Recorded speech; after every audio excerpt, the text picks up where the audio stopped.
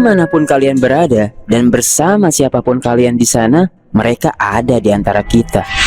Bersama gue Jero, selamat datang di Jero Podcast Semedi.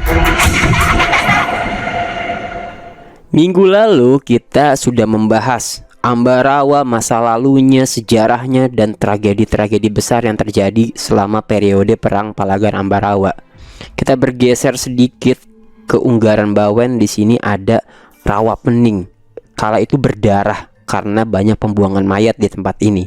Namun yang paling menarik dari rawa pening adalah mitosnya.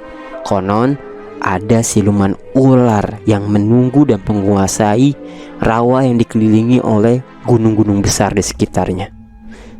Ada juga kecelakaan-kecelakaan tenggelam secara tak wajar sampai kerajaan gaib dan beberapa entitas yang memiliki beberapa teritori di wilayah yang sama. Seperti apa kisahnya? Episode kali ini akan mengulas tentang rawa pening. Selamat datang di Jero Podcast Semedi. Oke mas, terus ini ada lagi yang menarik mas. Dulu tuh pernah salah satu stasiun TV ini mau main liputan. Saya dengar ceritanya mau main liputan ke rawa pening di Ambarawa, tapi nggak jadi karena satu dan lain hal yang berkaitan dengan mistis. Akhirnya mereka nggak jadi syuting di sana dan itu meninggalkan cerita. Jadi kalau teman-teman nih kalau ke Ambarawa lewat jalur tol Semarang Solo lalu ke Unggaran Bawen, itu akan menemui gak jauh ada rawa pening, sebuah rawa paling besar yang ada di Ambarawa dan sekitarnya ya mas ya. Rawa pening itu kayak danau alami yang berlatar Gunung Merbabu, Gunung Merbabu, Telomoyo dan Unggaran ya. Dia kayak dikelilingi gunung-gunung betul gitu. Sekali. Oh iya, di antara beberapa gunung besar. Basicnya ini kan sebenarnya saat ini sudah menjadi destinasi wisata sebenarnya, tapi masih banyak banget cerita-cerita misteri di sana ya. Ini yang aku rangkum sedikit. Ini katanya ada misteri dari Baru Kelinting atau sosok ular yang dikenal melegenda. Baru Kelinting ini merupakan sosok ular yang dikaitkan dengan terbentuknya rawa pening. Kisahnya ini memiliki beberapa versi yang berbeda-beda. Salah satu yang dikenal masyarakat ya mana mas? Ya itu menurut mitos dan sejarah ya. Iya, menurut mitos dan sejarah, dia tuh katanya anak dari Endang Sawitri, wanita yang berasal dari desa Ngasem. Wujudnya kayak ular, tapi dapat berbicara katanya layaknya manusia. Sampai suatu hari Baru Kelinting ini menanyakan kepada sang ayah konon. Ayahnya bernama Ki Hajar Salokantara, seorang raja yang tengah bertapa di lereng Gunung Telomoyo. Baru Kelinting berhasil menemui sang ayah. Sayangnya tidak diakui begitu saja. Dia katanya tuh melingkari Gunung Telomoyo dan bertapa selama setahun untuk mendapat pengakuan. Semasa bertapa, keberadaannya ditemukan warga desa Patok ya. Mereka membutuhkan bahan makanan untuk sedekah bumi, kemudian memotong Baru Kelinting yang masih berwujud ular. Berarti saat itu ularnya pasti gede banget karena bisa mengitari satu gunung. Alhasil Baru Kelinting menjelma menjadi bocah yang kurus dan buruk rupa. Warga desa Patok mengusirnya. Dia menancapkan lidi dan membuat sayembara bagi warga desa. Namun tidak ada seorang pun yang mampu mencabutnya kecuali dirinya sendiri. Padahal cuma lidi. Setelah lidi tersebut dicabut, konon mengalirlah air yang deras dan perlahan menenggelamkan desa. Kemudian terbentuklah rawa pening yang hingga kini jadi destinasi wisata. Itu menurut mitos itu konon masih banyak dipercaya dan katanya masih suka bermunculan siluman-siluman ular di sana ya mas ya, yang sering ditemui oleh para pemancing katanya. Iya. Ada cerita gak mas? Ada beberapa cerita dari teman dari bapak saya yang memang juga saya dulu sama bapak itu sering mancing di situ. Oh mas sering mancing justru di situ, berarti nggak jauh dong nih rumahnya dari rawa pening. Nggak jauh, mungkin 30 menit dari Ambarawa. Warga lokal ternyata. Iya. Menarik. Jadi gini. Ada salah satu orang pemancing yang dia itu ke tengah pakai semacam perahu kecil. Perahu kecil itu kayak gimana mas? Sampankah kayu yang terbuat dari kayu atau kayak gimana? Iya, perahu kecil yang terbuat dari kayu. Itu jalannya pakai dayung tanpa sampan ada gitu ya. Sampan kecil mirip-mirip gitu sampan. Tanpa ada penerangan. Jadi murni sampan, kalau kena panas ya kepanasan, kalau hujan juga kehujanan gitu. Nah, itu ceritanya gini. Dia lagi mancing di tengah-tengah rawa, tiba-tiba mendung. Mendung itu sorry. Aku langsung ini tiba-tiba mendung. Begitu mendung, langsunglah itu hujan badai. Dia yang di tengah-tengah kan bingung gitu mau ngapain, soalnya kedalaman rawanya juga dalam banget. Sedangkan di situ cuma ada eceng gondok. Dulu waktu itu eceng gondok di rawa pening itu gila banyak banget, hampir memenuhi seluruh permukaan rawa. Wow. Tahun berapa tuh Mas? Mungkin kisaran tahun 2010 ke bawah ya. Masih belum sebagus sekarang berarti ya, pada masa iya, itu ya. Betul banget. Dulu kalau dari jauh orang nggak tahu kalau itu rawa, Mas. Soalnya bener-bener hijau semua. Iya. Kelihatan airnya itu cuma dikit. Nah, dia di tengah situ badai, hujan terus banget kan. Nah, dia cuma bisa ngeraih di samping-samping, di deket-deket apa namanya, eceng gondok yang gede-gede itu. Nah, pas dia kehujanan itu, kok tiba-tiba air udah nggak kena dia. Jadi di sekitarnya itu masih hujan deras, hujan angin gede gitu. Cuman kok dia nggak kehujanan gitu. Dia bingung. Begitu dia naik, begitu dia ndonga itu apa ya? Iya. Begitu dia lihat ke atas, ternyata itu udah ada ular yang nutupin. Gede banget, seakan jadi payung buat dia. Jadi si ular itu keluar kepalanya, terus dia seakan bentuknya, posisinya mirip kayak ular kobra gitu, tapi bentuknya ular gede banget. Iya gitu. Dan si pemancing itu tadi, dia pun bahkan nggak bisa lihat mata dari ular itu, soalnya bener-bener dari bawahnya gitu. Nah, singkat cerita, ya si pemancing nyadarin nih kalau ular itu nggak ngancem dia, tapi melindungi dia. Melindungi ya. Betul banget, malah melindungi dia. Jadilah si pemancing itu diem tepat di bawah ular itu sampai badai itu selesai. Begitu badai selesai, ya udah ularnya hilang gitu aja. Itu masih banyak banget cerita-cerita yang berhubungan sama ular raksasa, sama ada yang lihat ular naga, ada yang lihat ini itu, seakan udah jadi mitos yang melekat buat pemancing dan orang-orang di daerah situ. Mungkin kalau di luar bisa dikatakan mirip kayak mitos monster Loch Ness gitu ya. Tapi ini lebih ke versi lokal. Tapi itu menarik loh. Ini saya dengar yang baiknya kan. Berarti artinya si sosok mitos ini pernah perwujudannya pernah ditemui oleh beberapa orang yang akhirnya dipercaya kan. Dan tapi dari cerita Mas ini saya menganggap dia ini baik sebenarnya. Tapi Mas, aku juga dapat cerita nih. Selain sosok ular yang bernama Baru Kelinting itu, ada kisah lainnya, itu suara gamelan misterius yang ada di Rawapening. Katanya suara tersebut mirip saat ada pagelaran wayang atau hajatan, padahal sedang tidak ada. Padahal itu juga sering didengar. Iya, itu juga sering didengar. Katanya suara gamelan tersebut tuh sebagai petanda alam adanya korban jiwa di Rawapening. Jadi kalau dengar suara gamelan pada malam hari, maka besok siangnya akan ada korban jiwa. Demikian pula sebaliknya, jika suaranya terdengar pada siang hari, berarti malam harinya yang akan ada orang yang meninggal. Korban jiwa yang dimaksud itu karena meninggal kecelakaan atau tenggelam. Itu juga dikaitkan dengan kisah tentang kecelakaan bus di sekitar jembatan Tuntang. Jembatan Tuntang tuh kayaknya sering banget ada cerita kecelakaan di sana ya. Iya, betul banget. Itu sering banget, Mas. Dari bis yang masuk, bis yang terjun, terus apa namanya, dulu pernah ada truk semen masuk. Itu waktu diangkat pakai kerennya ikut masuk. Gak kuat, justru malah ikut masuk. Iya, betul banget. Kerennya gak kuat dan ikut masuk. Suara gamelan tersebut sering dikaitkan juga dengan kecelakaan yang terjadi di sekitar, termasuk jembatan Tuntang. Jembatan Tuntang ini terkenal angker ya Mas Bet ya? Iya, betul sekali. Ada apa sih sebenarnya sih Mas di Jembatan Tuntang yang pernah dirimu tahu atau dengar gitu, atau bahkan mengalami langsung? Kalau dari cerita itu Mm-mm.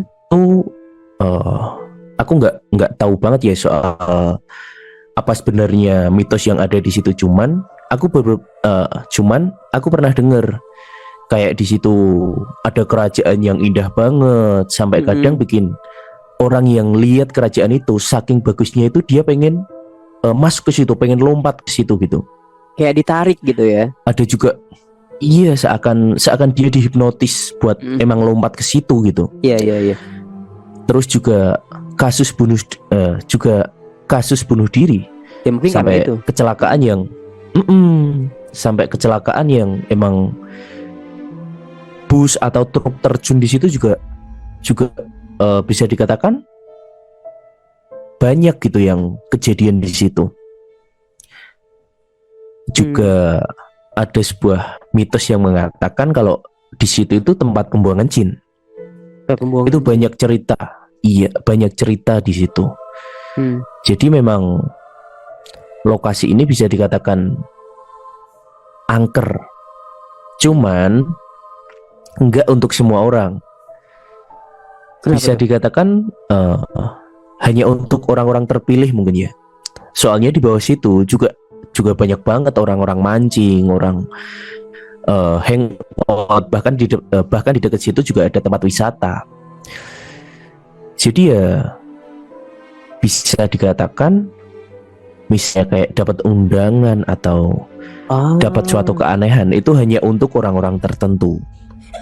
yang mungkin memang secara Gitu. metafisika mereka memiliki energi yang selaras yang dibutuhkan oleh tempat tersebut, atau secara kalau Bener banget. kita kaitkan dengan tumbal yang setiap tahun terjadi, itu biasanya ada waktu-waktu tertentu yang mana tempat tersebut atau jin entitas di sana menarik mereka untuk menjadi bagian dari mereka. Ya, tapi itu bukan untuk dipercaya, cuman kecelakaan-kecelakaan yang terjadi itu juga sepatutnya kita sikapi dengan penuh kehati-hatian, karena kecelakaan itu Iya, terjadi betul akibat sekali. faktor utama ya kita yang nggak fokus sebenarnya. Tapi ya terlepas dari apapun faktor tak kasat mata di sana, kalau kita tetap fokus, kita tetap menjaga sopan santun, beretika, nggak kosong pikiran, harusnya sih kita bisa memenangkan itu ya, karena logika kita nggak akan bisa dimasuki oleh mereka. Mereka masuk ke kita yang lemah secara pikiran. Jadi itu harusnya buat teman-teman nih yang lagi berkendara, bukan cuman lewat Jembatan Tuntang aja, dimanapun kalian harus hati-hati, harus fokus, jangan melamun ya gitu. Nah, tadi Mas Bet sempat singgung soal kerajaan. Balik lagi ke Rawapening, ini katanya memang ada kepercayaan yang menganggap ada satu kerajaan sebenarnya yang ada di antara jembatan utama sama jembatan rel kereta api, jembatan kedua. Dan ada juga kerajaan gaib lainnya yang berada di antara jembatan utama itu yang besar sampai ke bendungan. Satu lagi kerajaan gaib yang terletak di dalam Rawapeningnya itu sendiri, di center tengah-tengahnya. Jadi memang ada beberapa teritori gitu menurut kepercayaan masyarakat, yang mungkin mereka punya aturannya beda-beda. Makanya kenapa sering juga ada korban. Kalau tadi kita dengar cerita dari Bang Bet itu sebenarnya baik, ada juga kan yang katanya dia tiba-tiba tenggelam gitu aja padahal dia jago berenang. Itu gak sih Mas? Juga ada mitos di antara para pemancing ya. Sejago apapun renang, kalau kamu memang udah seperti ditakdirkan buat jatuh gitu, misalnya tiba-tiba kok ada angin gede yang wajar gitu terus jatuh ya, ya kamu tetap nggak bakal selamat. Bahkan ada beberapa cerita nih Mas, bisa dibilang dark banget. Itu gini, jadi gitu, di saat mungkin kita jatuh, kita hampir tenggelam gitu, warga-warga lokal nggak akan nyelamatin kamu. Mereka hanya bakal ngebantuin kamu, misal ngelempar kayu atau ngelempar apapun yang bisa buat kamu ngambang. Tapi mereka nggak akan bantuin kamu buat ikut naik ke perahu mereka atau menyelamatkan mereka dengan ayo mas, apalagi mereka ikut nyebur buat nyelamatin kamu. Itu ada sebuah cerita dari temanku mungkin. Itu nggak akan kejadian. Jadi di saat kamu tenggelam atau kamu jatuh dari perahumu, kamu yang juang sendiri buat nyelamatin nyawa kamu. Mending gitu ya. Soalnya buat Iya, soalnya buat warga sekitar ada mitos. Orang yang kecemplung atau hampir tenggelam di rawa pening itu dia emang lagi kena sial. Jadi misalnya kamu ikut nolongin, Kamu kena juga. kamu yang ngajak dia, kamu yang nyelamatin, malah kamu yang kena sial, gitu katanya. Oh my god. Memang ya namanya tempat dengan banyak entitas ya, dengan banyak sejarahnya. Banyak juga orang-orang yang kalau lagi nggak fokus tuh mereka kayak dikelabui gitu penglihatannya. Jadi seolah-olah tuh kayak yang mereka melihat sesuatu yang lain di rawa pening, padahal mereka berjalan ke arah tengah rawa dan kemudian tenggelam. Jadi kayak dihipnotis Cuman gitu. bisa bahas secara nalar dan nggak melulu soal mistis ya mas. Adalah seorang, dia itu lagi mancing di pinggir, tepatnya di dekat Kali Tuntang tadi. Dia lagi mancing di pinggir itu sama teman-temannya. Nah, sama beberapa temannya lah. Waktu itu ceritanya kayaknya 2 atau 3 orang temannya itu lagi istirahat dulu, beli makan-makan di warung deket situ. Nah, si orang ini mancing sendirian. Tiba-tiba waktu mancing gitu, dia itu terjun ke rawa pening gitu. Dia terjun, teman-temannya nggak nyadarin nih. Begitu mereka balik, itu udah nggak ada si teman itu tadi, yang mancing sendirian itu tadi. Dia jago renang mas. Teman-temannya ngomong gitu, dia itu jago renang. Kalau cuman jatuh ke bawah, pasti bisa dong langsung renang ke pinggiran gitu. Tapi faktanya enggak, dia tenggelam.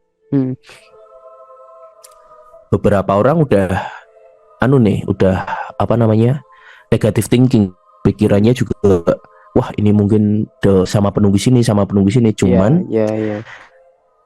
keluarganya itu ada sebuah klarifikasi. Ternyata si orang ini punya penyakit silinder akut. Jadi pas penyakitnya ini kambuh, ya udah dia udah seakan nggak tahu mana atas mana bawah, seakan semua berputar. Jadi ketika dia tenggelam masuk di dalam air, udah dia nggak tahu lagi mana permukaan mana dasar. Mungkin itulah yang buat dia meninggal. Ya, ada faktor-faktor sejago lainnya. apapun dia renang. Iya begitu.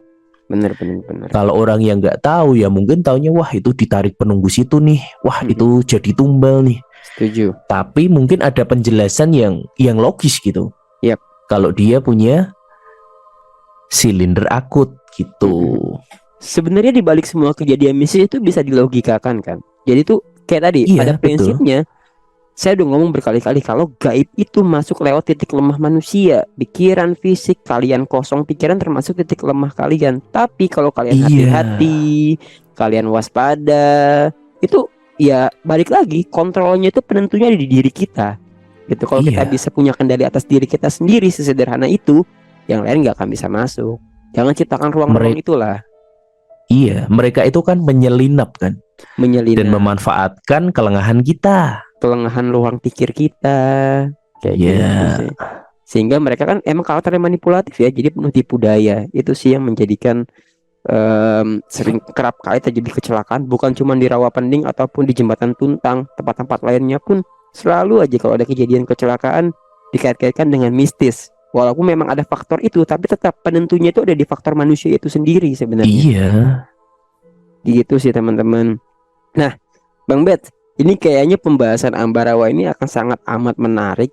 Kayaknya kita akan menunggu nih teman-teman pendengar untuk lebih lanjutnya nih Bang Bet dari lokasinya di sana, warga lokal untuk menjawab pertanyaan-pertanyaan misteri kita tadi tuh. Dari mulai energi-energi korin bekas korban perang, Palagan Ambarawa, lalu ke korban-korban tenggelam di rawa pening, sampai kecelakaan-kecelakaan di jembatan Tuntang dan tempat-tempat lainnya yang saya yakin masih banyak banget. Museum kereta api lah dan lain-lainnya. Ada rencana Bang Bet untuk menelusuri Ambarawa secara lebih dalam lagi? Ada mas. Jadi saya juga tertarik ini untuk menelusuri dan mengungkap di beberapa daerah di Ambarawa yang memang di di sana itu banyak banget cerita-cerita yang bisa kita ambil gitu. Bener, bukan cuma tentang mistis, sejarahnya semua Iya. menarik banget di sana. Bukan cuma dari segi mistis, karena mau nggak mau mistis yang ada di sana itu juga hasil dari sejarah kelam yang emang pernah terjadi di Ambarawa. Betul. Gitu. Jadi mistis itu menjadi residu yang kemudian meninggalkan banyak sekali cerita dari berbagai sudut pandang. Iya. Masing-masing dari cerita itu selalu punya inti pesan untuk kita yang masih ada dan masih hidup di zaman sekarang. Menarik Iya, untuk betul dipelajari. Iya. Kalau mau menelusuri lebih jauh, saya juga kalau boleh saya mau ikut, Mas. Ayo Gas. kita telusur bareng. Siap. Oke. Siap. Bang Bet, Kita bikin kolaborasi ya ini ya. menarik. Habis ini kita off the record, kita ngobrolin, oke? Nanti yang pasti Siap, kita boleh bakal banget, Mas, sharing. boleh banget. Kita sharing ke teman-teman pendengar semuanya. Akhir kata Bang Bet, ada yang mau disampaikan ke teman-teman? Ya itu tadi. Emang semua hal, semua kejadian yang mungkin kecelakaan atau tragedi yang berada di tempat yang bisa dikatakan angker, itu nggak semua melulu tentang hal gaib, hal mistis yang ada di situ. Itu semua berawal dari diri kita sendiri. Seperti yang udah dikatakan Mas Jero tadi. Kalau asalkan kita fokus, kita tetap Punya kita kendali. fokus dan punya kendali akan diri kita sendiri, itu hal gaib nggak akan bisa masuk dan mengganggu kita. Jadi dimanapun dan kapanpun, entah itu di tempat yang horor atau tempat yang angker ataupun nggak angker, kita harus tetap fokus. Kendali diri kita ada pada diri kita sendiri. Setuju. Jadi demit macam apapun nggak akan bisa mengganggu kita di saat kita yaitu bisa mengontrol diri kita dan tetap fokus. Itu dia tadi. Terima kasih Bang Bet. Teman-teman yang suka dengerin podcast atau cerita horor bergambar bisa mampir ke YouTube-nya Bang Bet, BANG spasi BETZ. Ada di YouTube, itu keren-keren banget ceritanya. Beberapa kali cerita gue juga dibawain sama Bang Bet, itu keren banget. Silahkan ke sana, jangan lupa subscribe-nya juga. Sampai ketemu di kesempatan lainnya. Bang Bet, terima kasih sudah bergabung di episode 2 episode kali ini. Iya Mas Jero, sama-sama. Ditunggu nanti kolaborasi kita. Siap. Ya teman-teman, terima kasih telah mendengarkan Jero Podcast Medi episode kali ini. Saya Jero pamit. Dengerin terus Jero Podcast Medi eksklusif hanya di Roof Audio Plus RCTI Plus. Sampai ketemu minggu depan.